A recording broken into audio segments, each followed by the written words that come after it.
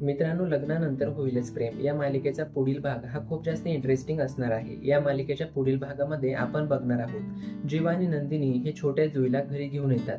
जुई एवढं मोठं घर बघून भारावूनच जाते, पण वसुआत्याला मात्र जुईचं घरी येणं हे आवडलेलं नसतं. वसुआत्या जुईवरती ओरडते, तेव्हा जुईच्या बचावामध्ये नंदिनी ही वसुआत्याला सुनावते. त्यानंतर वसुआत्या ही नंदिनीला ऐकून दाखवते की तू आता आई होऊ शकणार नाही, म्हणून रस्त्यावरच्या कोणालाही तू घरी घेऊन येणार का. वसुआत्यास हे बोलणं जीवाला मात्र आणि जीवा हा वसुआत्याला चांगलेच खडेबोल सुनावतो. त्यानंतर जेव्हा जुई रूम मध्ये जाते तेव्हा तिथे असलेले घुंगरू ते पटकन हातामध्ये घेते. हे बघून जीवा तिला थांबवतो. तेव्हा जीवाची माफी मागत छोटी जुई त्याला म्हणते, आता मी काका कुठल्याही गोष्टीला हात लावणार नाही. त्यानंतर तिकडे विजय, रम्या आणि वसुआत्या हे कॅफेमध्ये बसलेले असतात. तेव्हा विजय या दोघींशी बोलत म्हणतो की माझ्याकडे एक प्लॅन आहे आणि तो जर आपण व्यवस्थित एक्झिक्यूट केला तर तुला कुणी काहीही बोलू शकणार नाही. सगळ्यांचेच हात दगडाखाली असतील. तुझ्यावरती कुणी हात सुद्धा उगारू शकणार नाही.